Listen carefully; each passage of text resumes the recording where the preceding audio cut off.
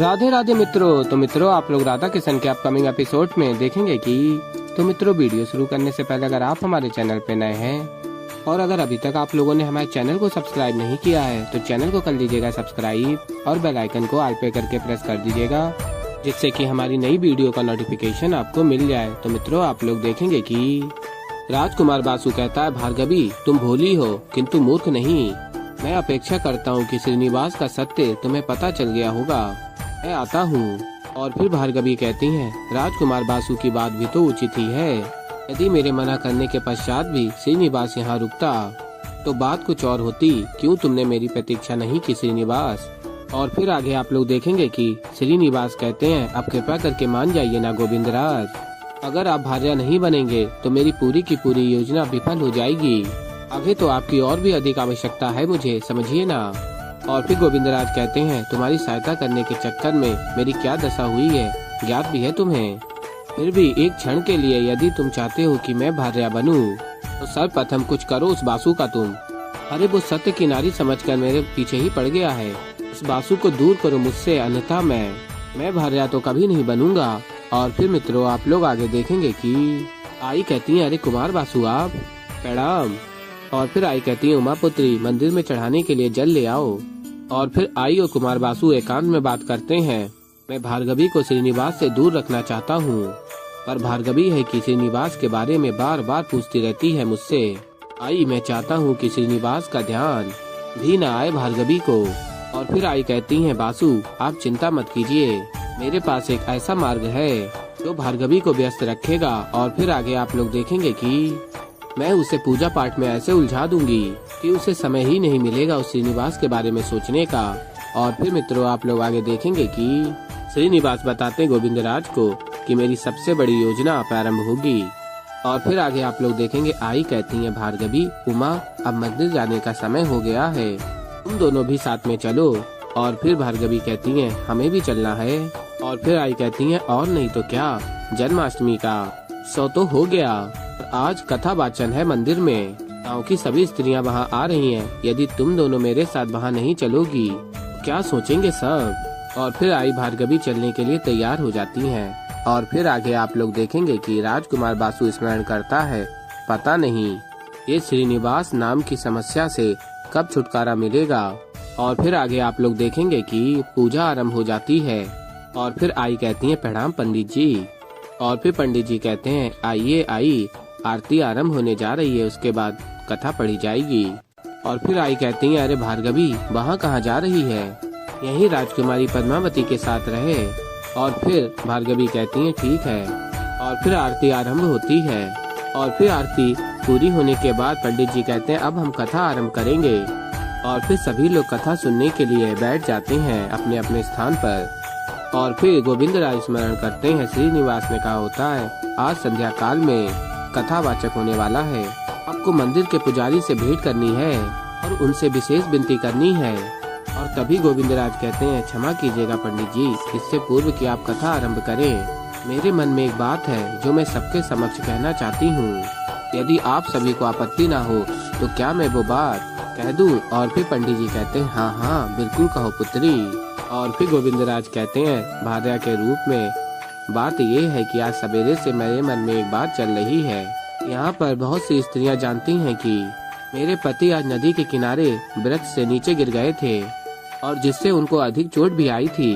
मैंने मना किया था उन्हें वृक्ष पे चढ़ने से, किंतु मेरी उन्होंने एक बात नहीं मानी। तब से मेरे मन में यही एक बात चल रही है कि मेरे पति तो मेरी कोई बात मानते ही नहीं है और न ही ठीक से मुझसे प्रेम व्यक्त करते हैं, किंतु मैं तो उनके पास एकमात्र पत्नी हूँ। तो श्री कृष्ण की तो कितनी सारी पत्नियां थीं, फिर वो सभी से एक जैसा प्रेम कैसे कर लेते थे? उनमें से किसी भी पत्नी को ऐसा नहीं लगता था कि श्री कृष्ण उनसे कम प्रेम करते हैं। और तो और श्री कृष्ण कितनी सारी गोपियों के साथ भी व्यवहार करते थे।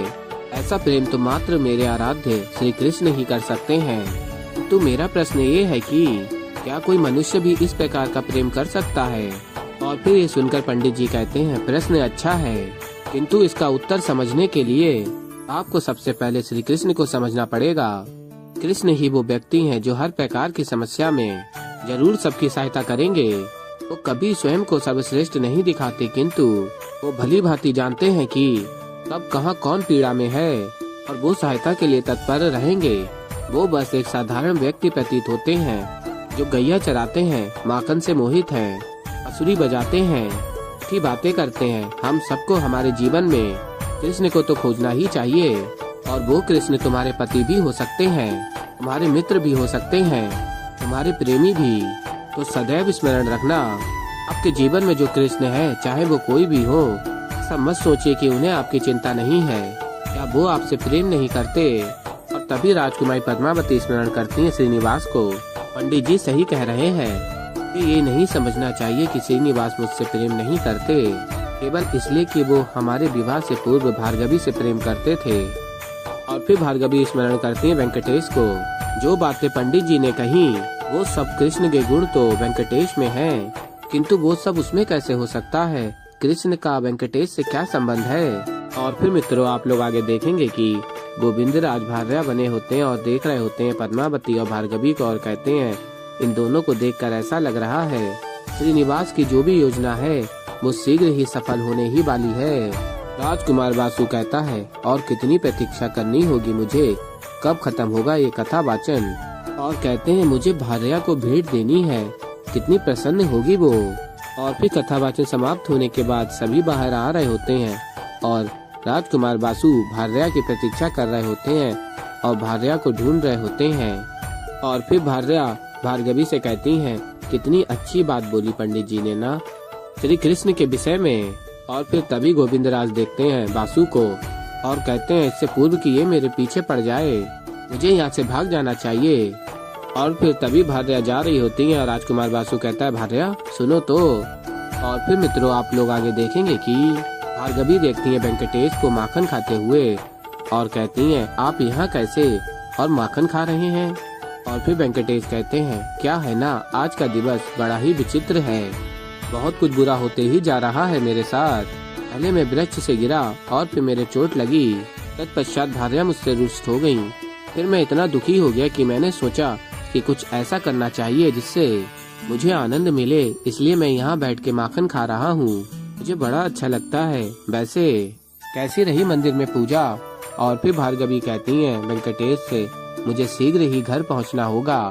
और फिर तभी भार्गवी जा रही होती हैं, वेंकटेश कहते हैं, भार्गवी एक प्रश्न है मेरे मन में। और पूछते हैं, वेंकटेश आज आप इतनी दुखी क्यों हो? और फिर भार्गवी कहती हैं, मैं दुखी नहीं, किसने कहा आपसे कि मैं दुखी हूँ? और फिर वेंकटेश कहते हैं भार्गवी से, इस मन में जो भाव होते हैं ना, वो मुख पर दिख ही जाते हैं। और कहते हैं आगे, यदि विश्वास नहीं है तो जल में अपना प्रतिबिंब देख लीजिए, सब ज्ञात हो जाएगा। और फिर भार्गवी जल में अपना प्रतिबिंब देखती हैं और कहती हैं, वेंकटेश को कैसे ज्ञात हुआ कि मैं इतना दुखी हूँ? और फिर मित्रों, आप लोग आगे देखेंगे कि वेंकटेश कहते हैं भार्गवी से, क्या है ना, दुख और सुख ये हम सभी के जीवन में होते हैं, असंभावी है और आवश्यक भी है, किंतु हमारे जीवन में कोई न कोई क्षण ऐसा अवश्य होता है जिससे मन स्मरण करके आनंद से भर जाता है। इस दुख का अंत करने के लिए वो स्मृति, वो एक क्षण स्मरण करते हैं, वो अत्यंत आवश्यक है। ऐसा कुछ है आपके जीवन में, आप बता सकती हो? और फिर भार्गवी स्मरण करती हैं अपनी और श्रीनिवास की स्मृतियों को साथ में नृत्य करते समय, और भी बहुत सारी। और फिर भार्गवी कहती हैं, वेंकटेश से एक कार्य था जो मुझे करना अत्यंत प्रिय था, क्योंकि वो किसी ने मुझे स्वयं सिखाया था, किंतु वो अब प्रिय नहीं है। और फिर वेंकटेश कहते हैं, अच्छा अब मुझे ज्ञात तो नहीं है कि आपके दुख का पूर्ण रूप से कारण क्या है, किंतु आप मुझे एक बात बताइए। देखिए माता जब अपनी आई हमें जन्म देती हैं, तत्पश्चात हम श्वास लेना प्रारंभ करते हैं। अब जैसे हम जीवन में आगे बढ़ते हैं, कार्य करते हैं, परिश्रम करते हैं, सोते हैं, जागते हैं, खाते हैं, ये सब कार्य करते करते कभी हम श्वास लेना भूल जाते हैं, नहीं ना? बस इसी के विषय में विचार कीजिए। तो ऐसे ही मित्रों आगे और भी बहुत कुछ देखेंगे, तो अभी के लिए इस वीडियो में इतना ही। तो मित्रों, अगर आप लोगों को हमारी वीडियो पसंद आई हो तो वीडियो को कर दीजिएगा लाइक, चैनल पर नए हैं तो चैनल को कर लीजिएगा सब्सक्राइब। और बेल आइकन को ऑल पे करके प्रेस कर दीजिएगा, जिससे कि हमारी नई वीडियो का नोटिफिकेशन आपको मिल जाए। और मैं मिलता हूँ जल्दी आप लोगों को एक नई वीडियो के साथ। तब तक के लिए राधे राधे।